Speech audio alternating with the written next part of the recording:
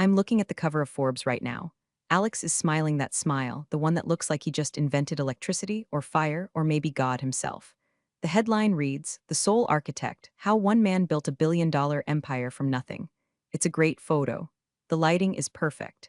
It hides the fact that he hasn't written a line of code since 2017. It hides the fact that his vision was usually just a manic scribble on a napkin that I had to turn into a patentable reality.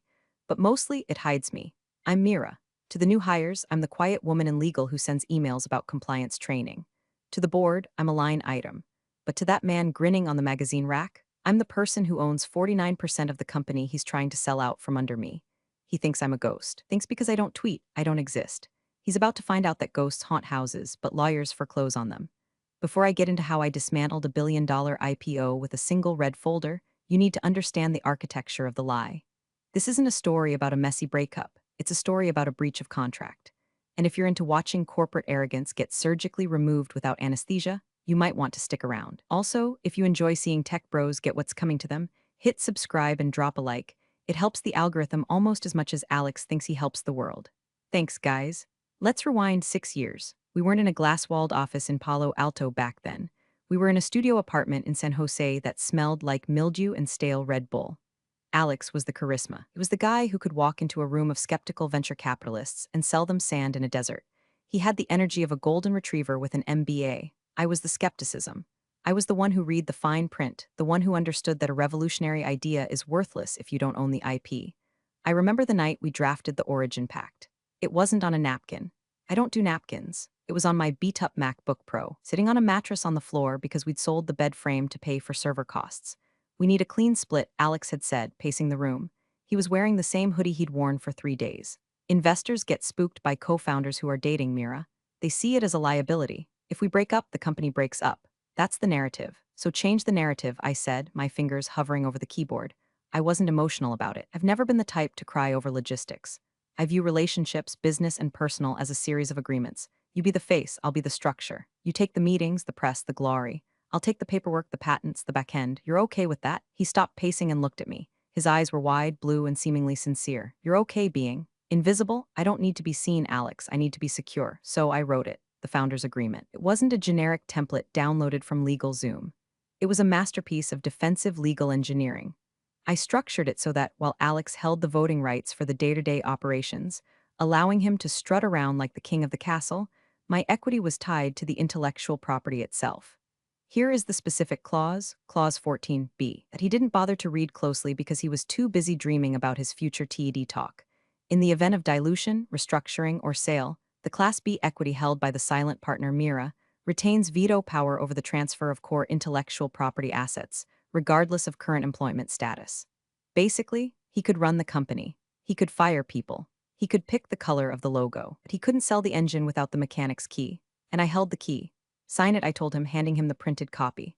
The printer was low on toner, so his signature came out a little faint, a faded promise. "You really don't trust anyone, do you?" He laughed, scratching his name across the bottom. "I trust paper," I said. "Paper doesn't forget." For the next 5 years, the arrangement worked. We were a machine. Alex was the lone genius the Valley loved to worship. He was on podcasts, he was on panels, he was mingling with Musk and Zuckerberg. I was in the background, filing patents under the company name, structuring our tax liabilities, ensuring that every piece of code and every algorithm was bulletproof.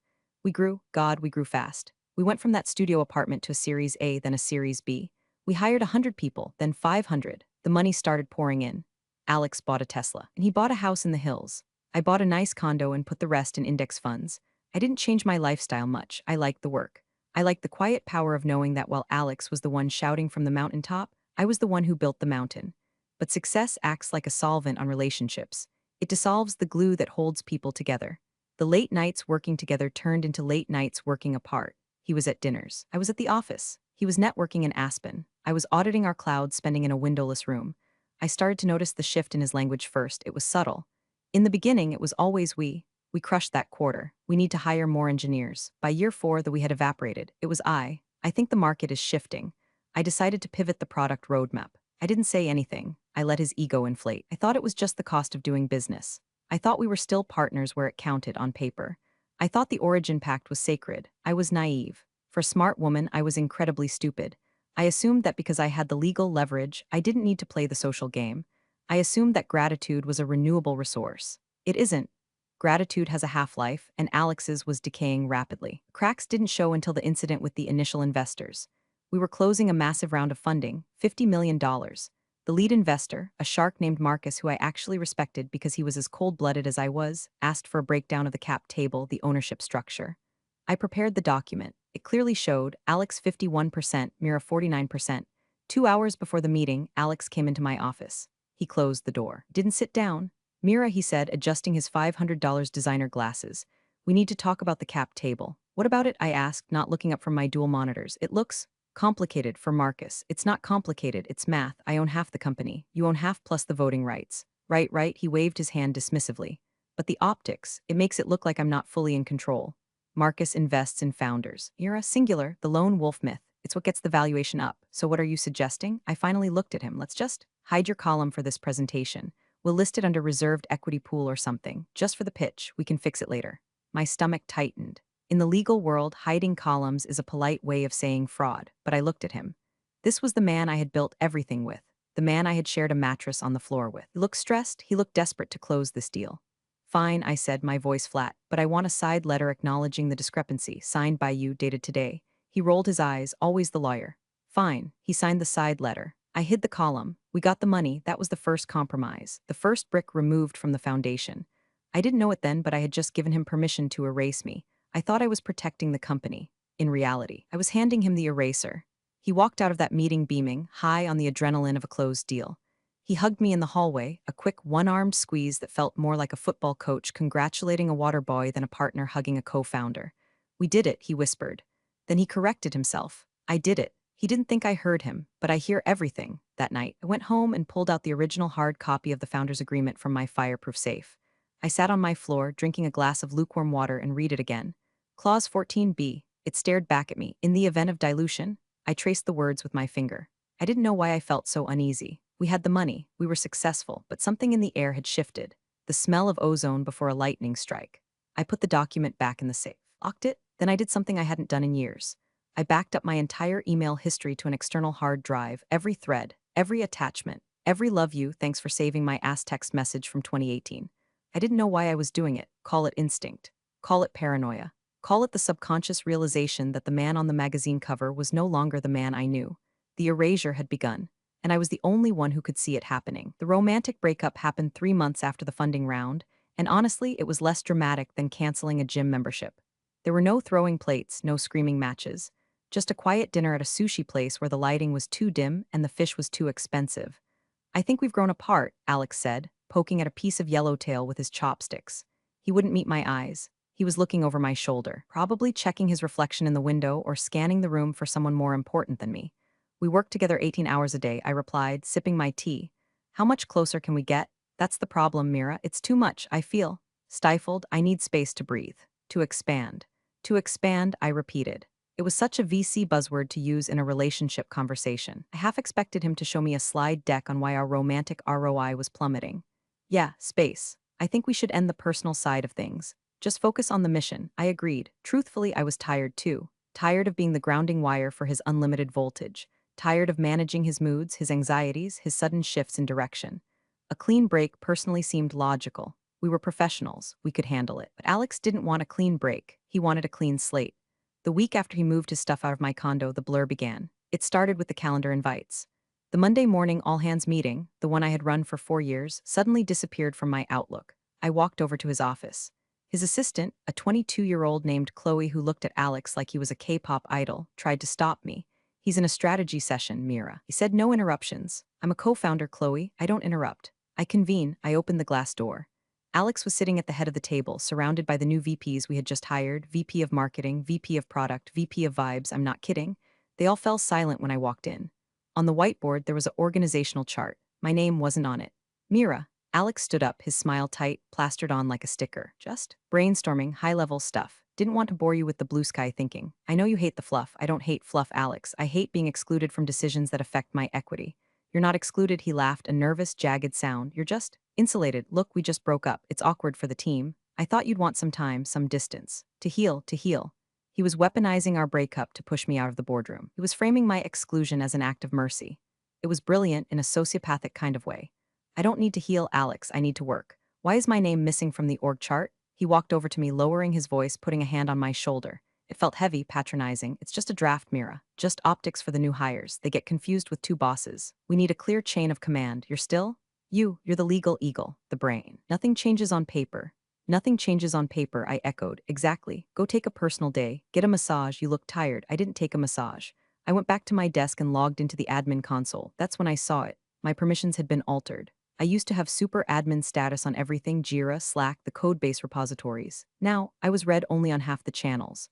I tried to access the executive strategy Slack channel. Access denied. I tried to pull the latest financial projections from the shared drive. Request permission from owner. The owner was Alex. I sat there, the glow of the monitor washing over my face, feeling a coldness spread through my chest. This wasn't an oversight, this was a siege. He was systematically cutting the lines of communication, bricking me up inside my own castle. I could have stormed back into his office. I could have made a scene. I could have screamed until the glass walls shook. That's what he wanted. He wanted me to be the crazy ex-girlfriend. He wanted to paint me as unstable, emotional, unfit to lead. If I screamed, I validated his narrative, so I did the opposite. I went silent. I accepted the read-only status. I stopped showing up to the meetings I wasn't invited to. I stopped correcting his lies in the group chats. To the outside observer, it looked like I was checking out, like I was a scorned woman retreating to lick her wounds. But in reality, I was digging in. I started a new document on my personal laptop. Title: Breach Log. Date: October 14th. Event: removed from executive Slack. Evidence: screenshot attached. Date: October 20th. Event: denied access to Q3 financials. Evidence: email chain with CFO. Date: November 2nd. Event: Alex credits himself as sole inventor of the core algorithm in TechCrunch interview. Evidence: audio file and transcript. I became a ghost in the hallways. I'd walk past the new hires and they wouldn't even make eye contact. They didn't know who I was. To them, I was just some legacy employee from the early days who hadn't been fired yet. Just legal. One afternoon, I was in the break room making coffee. Two junior developers were standing by the espresso machine, talking loudly. "Did you see Alex's tweet?" one asked, talking about how he coded the first version of the platform in a cave with no Wi-Fi. "The guy is a beast." "Legend," the other agreed. "I heard the original co-founder couldn't hack it. Some girl he dated, apparently she just did the filing and tried to claim half the credit." I stirred my coffee. The spoon clinked against the ceramic mug. A sharp, clear sound. "Actually," I said, turning to them. They jumped. "I didn't do the filing. I wrote the patent that ensures you have a job, and Alex didn't code in a cave. He coded in my living room and he quit 3 times because he couldn't figure out the API integration. I had to fix it while he played FIFA." They stared at me, eyes wide, mouths open. "Enjoy the coffee," I said and walked out. I was shaking, not from fear but from rage. It wasn't just the money anymore. It was the history. He was rewriting the past, pixel by pixel, until I was nothing but a smudge on the lens. I went back to my office and closed the door. I pulled up the founder's agreement again. I looked at the restructure clause. If he wanted to play optics, fine. I'd play law. I realized then that I couldn't just wait for him to slip up. I had to let him think he had won. I had to let him feel so safe, so untouchable, that he would make the one mistake that is fatal to all narcissists: arrogance. He thought he was burying me, but he forgot that I'm a seed, and seeds grow best in the dirt. December came with a chill that the California sun couldn't touch. The office was buzzing with holiday energy, but for me, it felt like walking through a wake. The restructure memo hit my inbox at 4:55 p.m. on a Friday. Coward's timing. Subject: organizational alignment and future equity, incentives from Alex, CEO. 2. Mira, per our discussions regarding your desire for a reduced role to focus on personal well-being, we are transitioning your title from co-founder and chief legal officer to founding advisor. This aligns better with your current bandwidth. Your 49% equity stake will be recategorized as non-voting advisory shares to streamline our cap table for upcoming growth rounds. Please sign the attached acknowledgement. I stared at the screen. Per our discussions regarding your desire. We had never discussed this. He was hallucinating a reality and asking me to sign off on it. And recategorizing my shares? That wasn't a thing. You can't just change the DNA of stock because it's inconvenient. Didn't sign it. Instead, I printed it out and added it to the breach log. Then came the bonus meeting. Every year since the garage days, we took a $100,000 performance bonus if we hit our targets. We had crushed our targets this year. Revenue was up 300%. Alex called me into his office. He wasn't alone. The new CFO, a guy named Brad who wore fleece vests and used the word synergy unironically, was there too. Mira. Alex smiled, but it didn't reach his eyes. "Great year, really. We appreciate everything you've done to maintain the filing cabinets." Brad chuckled. "I didn't. We're making a strategic decision to reinvest all executive bonuses back into the company this year," Alex said, leaning back in his air-own chair. "Runway is king, right? We want to show the board we're lean." So no cash bonuses for C-suite. I assume this applies to you too, Alex, I asked. Of course. He said smoothly, I'm taking 0. We're in this together. 2 weeks later, I would find the expense report where he reimbursed himself $120,000 for travel and representation, including a week in the Maldives, but I didn't know that yet. However, Alex continued, we want to celebrate the team. So instead of the cash, we're throwing a massive end-of-year bash, a real culture builder. The massive bash happened 3 days later. It was in the break room. He had ordered 20 Domino's pizzas, pepperoni and cheese. The boxes were stacked on the ping-pong table, grease staining the cardboard. There were coolers of Bud Light and lukewarm La Croix. Listen up, everyone, Alex shouted, standing on a chair, holding a slice of pizza in one hand and a beer in the other. The entire company, 200 people, gathered around. They looked tired. They had been working 80-hour weeks for the promise of equity that was slowly being diluted. This year was a rocket ship, Alex yelled, and it's all thanks to me. He paused for effect. A few people laughed nervously. I'm kidding, it's thanks to you guys, the rock stars, the ninjas. He went on for 10 minutes praising the sales team, the dev team, the marketing team. He didn't mention legal, he didn't mention me. Then came the punchline. And hey, I know some of you were hoping for bonuses, Alex said, his voice dropping to a conspiratorial whisper. But let me tell you a secret. Cash is trash. Equity is freedom. Founders know that. That's why Mira and I gave up our bonuses this year to buy you. Pizza, he gestured to the greasy stacks. Because next year we save even more. Founders eat free, baby. The room erupted in applause. They cheered him. They cheered the man who had stolen their bonuses and bought them $5 pizzas. I stood in the back, leaning against the wall. I was wearing a black dress, holding a paper cup of warm, sparkling water. I watched him bask in the adoration. He looked over the crowd and locked eyes with me. He winked, a smug, triumphant wink. See, it said, I own them. I own the narrative. You are nothing. That wink was a mistake. Something inside me snapped, not with a bang, but with a click like a lock engaging. I looked at the pizza. I looked at the cheering sycophants. I looked at Alex, the false god of the open plan office. You want to play Founders Eat Free? I thought, okay, let's see who starves first. I put my cup down in the trash. I didn't say goodbye to anyone. I walked out of the break room, down the hall, and into the server room. I wasn't an engineer, but I had the keys. I needed to check one thing. I logged into the master repo using a backdoor admin account I had set up 3 years ago for emergency redundancy. Alex had removed my main account, but he had forgotten about the emergency protocol. He was sloppy. He always focused on the UI, never the backend. I was still in. I navigated to the legal folders hidden deep within the drive structure, the ones only the founders were supposed to see. I found the folder labeled IPO prep. I opened it. There were drafts of the S1 filing. I scanned them quickly. Founder, Alex last name. Ownership, 100%. He had done it. He had actually put it in writing. He was preparing to file for an IPO claiming 100% ownership. He was going to sell the company to the public, and he was going to leave me with nothing but advisory shares and pizza. I felt a cold smile spread across my face. It wasn't a happy smile. It was the smile of a butcher sharpening a knife. If he had kept me at 49%, he could have been a billionaire. He could have had it all. But he had to have the credit. He had to be the sole architect. He had just committed securities fraud, and he had done it on a server I had access to. I pulled a USB drive from my pocket. I copied the folder. Then I walked out of the building. The cool California night air hit my face. I took a deep breath. It smelled like exhaust and jasmine. I took out my phone and dialed a number I hadn't called in 2 years. Hello? A voice answered. It was gritty, tired. Simon, I said, it's Mira. I need a contract lawyer, not a nice one. I need a wartime consigliere. Mira, I haven't heard from you since the Series A. Is everything okay? No, Simon. Everything is perfect. I'm about to burn a unicorn. Simon introduced me to a man named Elias. Elias didn't have a glass office. He worked out of a brownstone in San Francisco that smelled like old leather and pipe tobacco. He was 70 years old, wore suspenders, and had eyes that looked like they had seen every variety of human greed and found it boring. So, Elias said, adjusting his spectacles as he looked over the stack of documents I had brought.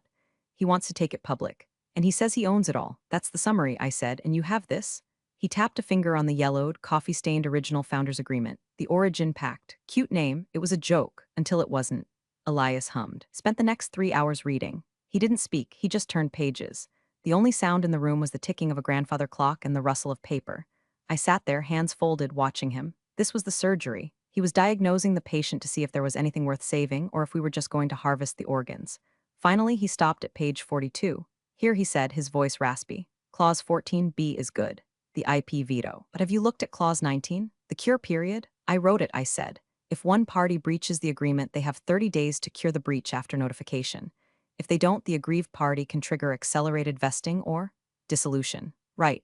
But look at the amendment you filed in year 2. The one regarding the patent assignments. I frowned. I remembered that amendment. He had done it to satisfy a paranoid IP lawyer from a potential acquirer who eventually walked away. What about it?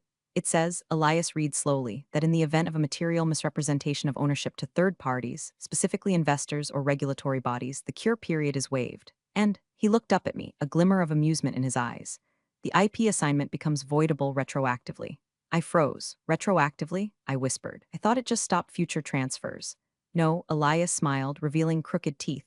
The way you phrased it shall be deemed void ab initio. It means if he lies about owning it, the legal fiction is that the company never owned the IP. It reverts to the inventors. Plural. My heart hammered against my ribs. I'm listed as co-inventor on all 7 core patents. Exactly. If we can prove he lied to investors, which, based on this S1 draft, is about to do on a federal level, then the company doesn't own its own product. You do, and he does, as individuals, jointly, which means he can't sell the company, because the company is an empty shell. It's a car without an engine. I sat back, the realization washing over me like ice water. It was the nuclear option. If we triggered this, the IPO wouldn't just fail, the company would implode. The stock would be worthless, the employees. One's cheering for pizza. They would lose everything too. I hesitated. The employees, I said, they're innocent in this. Elias looked at me over his glasses. Collateral damage, Mira. Do you want to save them or do you want justice? You can't have both. Not with a cancer this deep. I thought about the pizza party. I thought about the founding advisor memo. I thought about the wink. He built this on my back, I said softly. If he wants to burn me. He burns the house down. Good, Elias said. Now we need to build the trap. We can't just sue him now.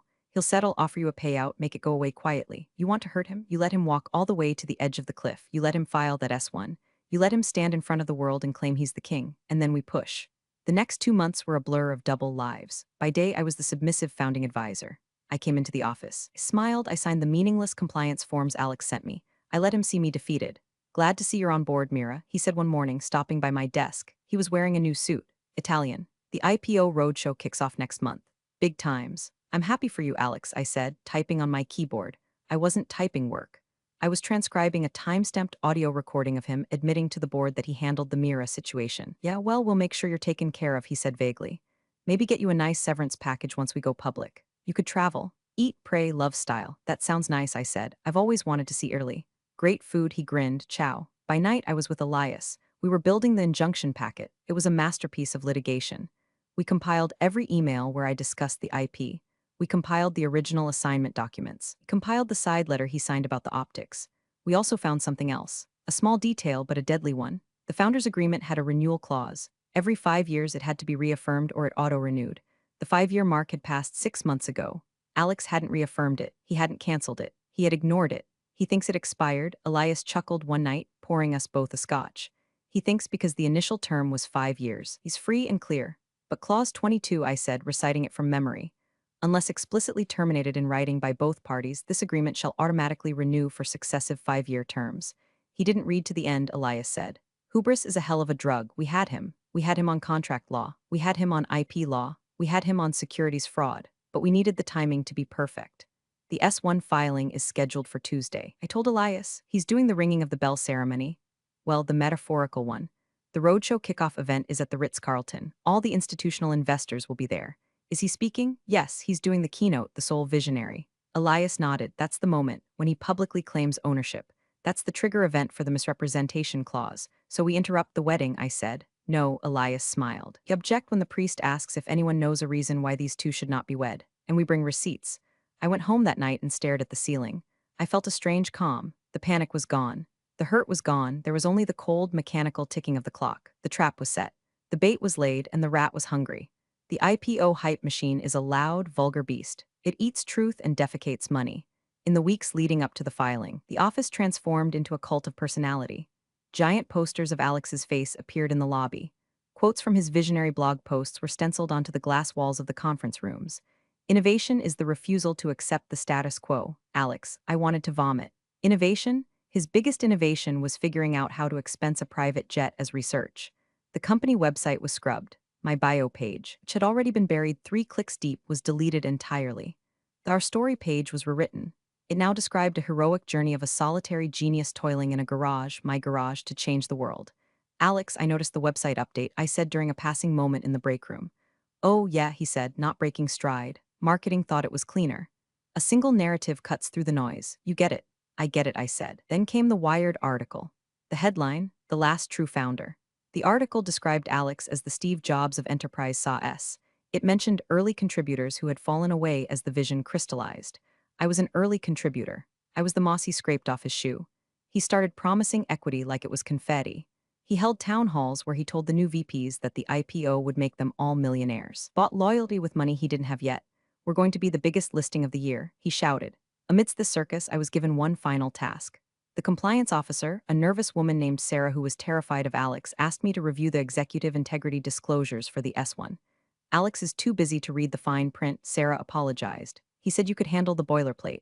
Happy to help, I said. I took the document. It was standard stuff, confirming no prior felonies, no conflicts of interest. But there was a section on material adverse events. I added a single sentence to the disclosure addendum. It was buried in paragraph 40, subsection C. The company acknowledges that any pending disputes regarding intellectual property ownership or founder equity standing at the time of filing constitute a material barrier to public listing. It was a standard clause, actually. But by having Alex sign off on the package that contained this clause, I was getting him to legally acknowledge that an ownership dispute would stop the IPO. I sent the packet to Alex via DocuSign. Subject, final compliance sign-off, urgent body, just the standard disclosures, Alex. Need your signature to clear the S1 filing for Tuesday. Mira, he signed it in 3 minutes. He didn't read it. He saw standard and urgent and clicked the button. Ping. Notification, document completed. I downloaded the signed copy. I saved it to 3 different hard drives. That afternoon, I walked by the sales floor. The bros were high-fiving. They had a countdown clock on the wall, days to IPO 04. They were picking out colors for their Lamborghinis. I felt a pang of pity for them. They believed the myth. They didn't know that they were passengers on the Titanic, and the captain had just sold the lifeboats to pay for a better uniform. I ran into Brad, the CFO, by the elevator. Exciting times, Mira. He beamed. You must be proud, even with the step back, it's still your baby in a way. It is, I said. It's very much my baby. And you know how mothers are. They're very protective. Right, he laughed, checking his watch. Hey, are you coming to the kickoff at the Ritz on Tuesday? Alex wasn't sure if you'd want to come, that it might be boring for you. Oh, I wouldn't miss it for the world, I said. I love a good show. Great, I'll make sure you're on the list. Maybe in the back row, less glare from the stage lights. The back row is perfect, I said. I like to see the whole room. I went back to my desk. I had one more call to make. I dialed the number of the one person Alex was truly afraid of, not a lawyer, an investor, the original investor. Marcus. He had been the lead on our Series A. It was the one Alex had tried to hide me from with the optics lie. But Marcus was smart. He had always asked me tough questions during board meetings, questions Alex couldn't answer. Mira, Marcus answered on the second ring. To what do I owe the pleasure? I assume you're calling to celebrate the upcoming liquidity event? Not exactly, Marcus, I said. I'm calling to give you a heads up. As a courtesy. Because you were the only one who treated me like a human being. Heads up about what? His voice sharpened instantly. Do not buy the IPO allocation, Marcus, and if you have friends in the institutional round, tell them to ask about the IP assignment chain. Silence, long, heavy silence. Mira, Marcus said slowly. Are you telling me there's a defect in the asset? I'm telling you there's no asset. Alex is selling a ghost. If this is true, that's fraud. I know, I said. See you on Tuesday. I hung up. The machine was humming. The gears were turning. The countdown clock on the wall ticked down. Days to IPO 03.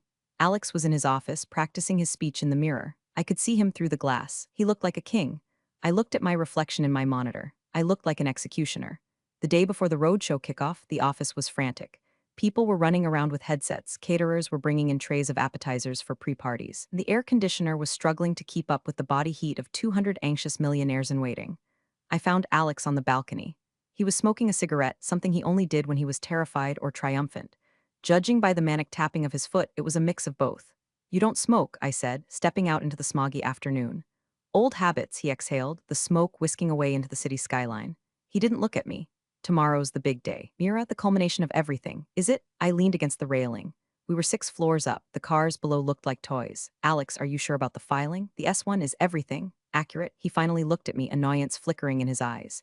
Jesus, Mira, not now. Legal has reviewed it. Compliance has reviewed it. You reviewed the disclosures. Why are you trying to kill my vibe? I'm not trying to kill your vibe. I'm asking if you're sure you want to claim 100% ownership. You know that's not true. He laughed, a harsh, barking sound. He dropped the cigarette and crushed it under his Italian loafer. It is true in every way that matters. I built this brand. I raised the capital. I led the team. You were helpful in the beginning, but you're an advisor now. You have your shares. You'll get rich. Why do you care about the title? It's not about the title. It's about the law. If you file that document tomorrow, you are committing perjury and fraud. I'm giving you a chance, Alex. Amend the filing. List me as a co-founder. Acknowledge the IP split. We can still do the IPO, but we do it honestly. He stepped closer, invading my personal space. He smelled of mints and stale tobacco. Listen to me closely. The narrative is set. The train has left the station. If you try to derail this now because of your ego, I will bury you. I will sue you for breach of fiduciary duty. I will paint you as a hysterical, jealous ex who couldn't handle the pressure. No one will hire you in this town again. Do you understand? I understand, I said softly. Good, now go home, get some rest, buy a new dress for tomorrow, try to look happy. He turned and walked back inside, sliding the glass door shut. He didn't look back. I stood there for a moment, watching the traffic. He had made his choice. He had chosen the lie. I pulled out my phone. I had a text from Marcus. Marcus, we need to talk now. Meet me at the Battery. The Battery was a private club for the tech elite. Dark wood, leather chairs, and enough net worth in one room to buy a small country. I met Marcus in a corner booth. He was drinking a martini. He didn't look happy. I made some calls, Marcus said, skipping the pleasantries. I pulled the patent filings from the USPTO database. Your name is on every single one. First position, yes, I said, and I looked at the cap table Alex sent to the syndicate. Your name is nowhere near the voting block. No, Marcus took a sip of his drink. He looked at me with a mixture of respect and fear. If you blow this up tomorrow, Mira, everyone loses. My firm loses. The employees lose. The market takes a hit. If I don't blow it up, I said, I lose. I lose my life's work. I lose my integrity. You lose too, Marcus. Because when the SEC finds out, and they will, they'll claw back every cent and you'll be named in the class action lawsuit for lack of due diligence. Marcus flinched. He knew I was right. What do you want? He asked. I don't want money, I said. I want the truth. I want the record corrected. And I want my company back. Your company? It was never his, I said. He was just the front end. I'm the back end. Marcus stared at me for a long time, and he nodded slowly. The institutional buyers, the guys from Goldman, from Sequoia, they're going to be in the front row tomorrow. They ask questions during the Q&A. I know, if a material question regarding ownership is raised, and the CEO cannot answer it satisfactorily, the bankers will freeze the offering. Immediately. That's the plan, Marcus sighed. He pulled out his phone and typed a message. I'm not going to stop you. In fact, I might have a question of my own. He showed me his screen. It was a draft email to the other syndicate leads. Subject, urgent due diligence inquiry IP chain of title. Thank you, Marcus, I said. Don't thank me, he grunted. I'm just saving my own ass. You're terrifying, you know that? I'm just a lawyer, I smiled. We're only terrifying when you didn't read the contract. I left the club and walked home. The city was lighting up. The Salesforce Tower loomed over the skyline, a giant glowing phallus of tech dominance. I went to my apartment. I laid out my outfit for tomorrow. A sharp, charcoal gray suit, not a dress, a suit, armor. I called Elias. Is the packet ready? Printed, bound, and notarized, Elias croaked. I have 5 copies. One for the SEC, one for the underwriters, one for Alex, one for you, and one for the press. Bring them to the Ritz at 8 a.m. I'll be there, wearing my funeral tie. It's not a funeral, Elias, I said, looking at the city lights. It's an exorcism. I didn't sleep that night. I sat in my living room watching the sun rise over the bay. The sky turned from black to bruised purple to blood orange. It was IPO day. The day Alex became a king, or the day the castle fell. The Ritz-Carlton ballroom smelled of roasted coffee beans and fear. It was 8:30 a.m. The room was packed with the suits. Investment bankers in bespoke navy wool, VCs in Patagonia vests, and industry analysts tapping furiously on iPads. At the front of the room, a massive screen displayed the company logo, a stylized A for Alex, presumably, though he claimed it stood for Apex. The word vision was projected in bold, sans serif font. I stood near the back by the coffee station. I was wearing my charcoal suit. My hair was pulled back in a tight, severe bun. I looked like I was there to audit the catering, not destroy the host. Elias was next to me. He looked out of place, like a 19th century undertaker who had wandered into a TED talk. He had a battered leather briefcase at his feet. The vultures are circling, Elias murmured, watching a group of Goldman Sachs bankers huddle in the corner. They were whispering, looking at their phones. Marcus sent the email, I said. Good, look at them. They're nervous. Bankers hate surprises. I scanned the room for Alex.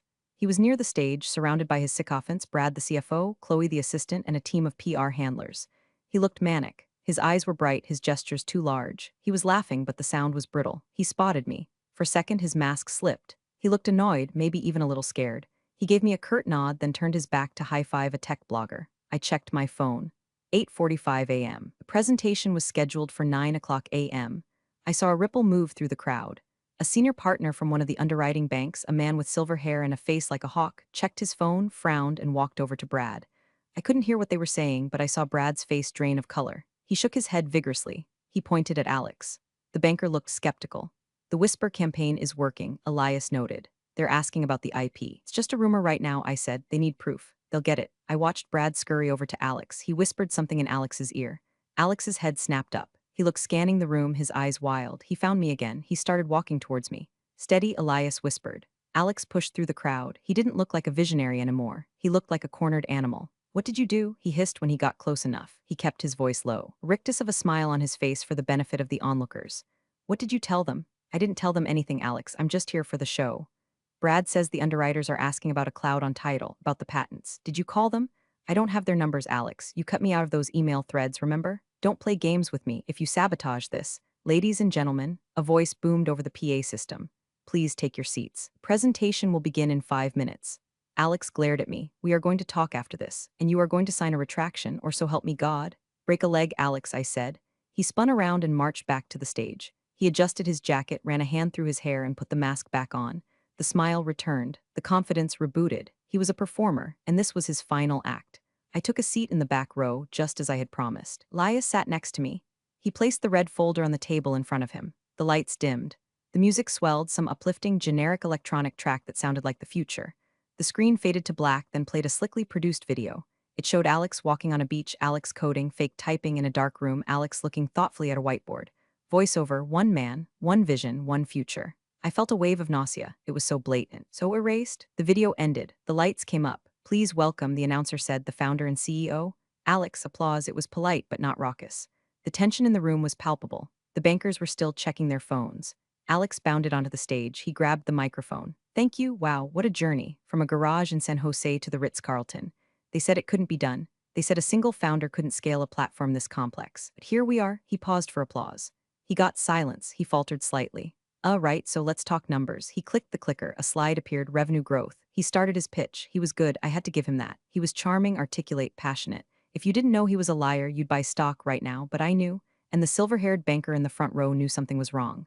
Alex reached slide 10. Intellectual property and moat. Our platform is defended by a fortress of proprietary algorithms, Alex said, his voice rising. We own the stack. Top to bottom, no dependencies, no liabilities, just pure owned innovation. That was the line. The silver-haired banker raised his hand. It wasn't a Q and a session yet. You don't interrupt the pitch. Alex froze. We'll do Q and at the end, Peter. This is a fundamental question, Alex, Peter said, standing up. The room went deathly silent. Received an inquiry this morning regarding the assignment chain of the core patents 1 through 7. Can you confirm on the record that you are the sole assignee? Alex laughed. It was a terrible sound, of course. It's a clerical thing. I'm the founder. The company owns the IP. Is there a co-inventor? Peter asked. Mira last name. Alex gripped the podium. His knuckles were white. She was a contractor. Early days, she has no claim. That's not what the USPTO database says, Peter said, and that's not what your founder's agreement says. Alex looked at the back of the room. He looked at me. I stood up. I didn't shout. I didn't throw a drink. I just stood up, smoothed my suit jacket, and picked up the red folder. Actually, I said, my voice carrying clearly across the silent ballroom, I'm not a contractor. I'm the architect. And then I started walking toward the stage. The walk from the back of the ballroom to the stage felt like it took an hour. It probably took 30 seconds. The only sound was the clicking of my heels on the parquet floor. Every head turned. 200 people watching the ghost materialize. Alex looked like he was having a stroke. His mouth opened and closed, but no sound came out. He looked at security, but they didn't move. You don't tackle a woman in a $2,000 suit holding a legal file. You assume she belongs there. I stopped 10 feet from the stage, right in front of the row of bankers. Elias was a step behind me like my shadow. Mira, Alex croaked into the microphone. Feedback whined, sit down, we can discuss this later. We're discussing it now, Alex, I said. I didn't need a microphone because you're about to ask these people for $200 million based on a lie. I turned to Peter, the silver-haired banker. I handed him the red folder.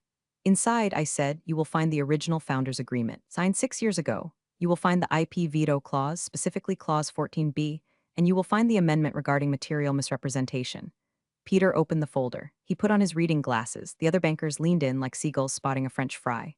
What is this? Alex shouted, trying to regain control. This is blackmail. She's a disgruntled ex-girlfriend. She's trying to sabotage the company. Clause 14B. Peter read aloud, his voice dry and devoid of emotion. The silent partner retains veto power over the transfer of core intellectual property assets. He looked up at Alex. Did you disclose this restriction in the S1? It's invalid, Alex yelled. The agreement expired. It was a 5-year term. Clause 22, Elias spoke up for the first time. His voice was gravel. Automatic renewal unless terminated in writing.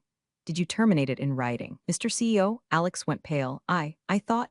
He didn't, I said, so the agreement is active, which means I own 49% of the company, and I have veto power over this IPO. The room erupted. Murmurs turned into shouts. Analysts were furiously typing. This was a disaster. This was the Fire Festival of Finance. But it gets better, I said, raising my voice slightly to cut through the noise. Because Alex just stood on the stage and claimed sole ownership to a room of investors, he triggered the misrepresentation amendment. Peter flipped to the back of the folder. He read the clause, his eyes widened. The IP reverts, Peter whispered. Void ab initio. He looked at the other bankers. He closed the folder. We're out, Peter said. What? Alex dropped the microphone. It hit the floor with a deafening thud.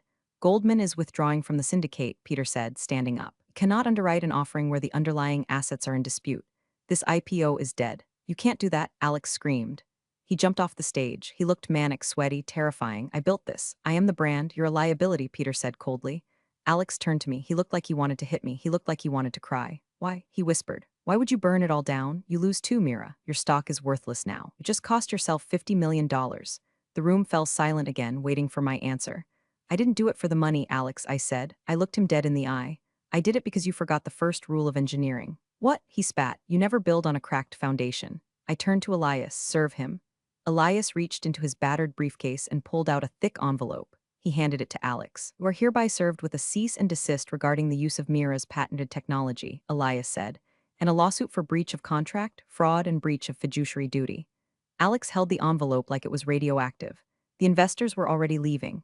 The suits were checking the exits, calling their offices, trying to distance themselves from the blast radius. The screen behind Alex still flashed, vision. It looked like a joke now. I looked at Brad. CFO, he was slumped in his chair, head in his hands. I looked at the sales bros in the back. They weren't high-fiving anymore. They looked terrified. I'm sorry, I said to the room, though I was mostly speaking to the employees. But he stole the company. I'm just taking it back. I turned and walked out. I didn't look back at Alex. I didn't need to see him crumble. I heard it. I heard the shouting, the accusations, sound of $1 billion valuation evaporating into thin air. I walked out of the ballroom, through the lobby, and out onto the street. The sun was shining. It was a beautiful day in San Francisco. My phone buzzed. It was a notification from the Wall Street Journal. Breaking, tech unicorn IPO halted amidst founder fraud allegations. I smiled. I hailed a cab. Where to? The driver asked. The nearest pizza place, I said. I'm starving. The fallout was radioactive. The company didn't survive the week. Once the IPO was pulled and the fraud allegations hit the press, the VCs triggered their liquidation preferences. They stripped the carcass of whatever cash was left to recoup their investments. Alex was fired by the board 3 days later. They tried to save face, blaming it all on a rogue CEO. But the damage was done. The brand was toxic. The SEC investigation took 6 months. Alex settled. He was banned from serving as an officer of a public company for 10 years and had to pay a massive fine. He lost the house in the hills. He lost the Tesla. Last I heard, he was trying to launch a crypto scam in Dubai. He's shilling alpha male mindset courses on TikTok now. As for me, I didn't get the $50 million. The stock is worth zero. The paper wealth evaporated. But I got the IP. Because the misrepresentation clause triggered the reversion. I legally own the core code, all of it. The engine that ran the billion-dollar machine is sitting on a hard drive in my safe. I could sell it. Google has called. Microsoft has called. They offered me enough money to buy an island. I haven't sold it yet. I started a new company. It's small. Just me and 3 engineers, the 2 guys from the coffee machine who Alex mocked, and Sarah from compliance, who is actually a brilliant ops manager. We work out of a small office in Oakland. No glass walls. No Vibes VP, no magazine covers. We're rebuilding the platform, but we're doing it right this time. We're calling it Architect, and the founder's agreement, it's 1 page. It says, we tell the truth, we share the credit, and nobody eats pizza instead of a bonus. Sometimes, late at night, I check Alex's Instagram. He looks tired. The filter can't hide the bags under his eyes. Posts videos of himself in a rented Lamborghini, talking about how haters and snakes tried to bring him down, but he's rising like a phoenix. He has 500 views. I drink my wine, a very expensive Cabernet that I bought with the settlement money from the defamation suit I won against him, and I watch. He thinks he was the victim. He thinks he was a tragic hero brought down by a bitter ex. He'll never understand that he wasn't brought down by emotion. He was brought down by syntax. He was brought down by a comma he didn't read and a clause he didn't respect. A lot of people ask me if it was worth it, destroying a unicorn, losing the fortune, burning the village to kill the monster. I think about the founding advisor memo. I think about the pizza party. I think about the wink. I look around my small, quiet office. I own the lights, I own the chairs, I own the code. And most importantly, I own my name. Yeah, it was worth it. So, to all the soul architects out there, standing on stages, taking credit for work you didn't do, erasing the people who built your pedestal, a word of advice, check your paperwork. Because the ghost in the machine might just be holding the kill switch. And she's not smiling. Real power doesn't announce itself, it just acts. Mira's quiet precision, proving her legal ownership, showed us that true strength is in documentation, not declarations. You simply cannot sell what isn't yours. Appreciate you all for sticking through this one. See you in the next story.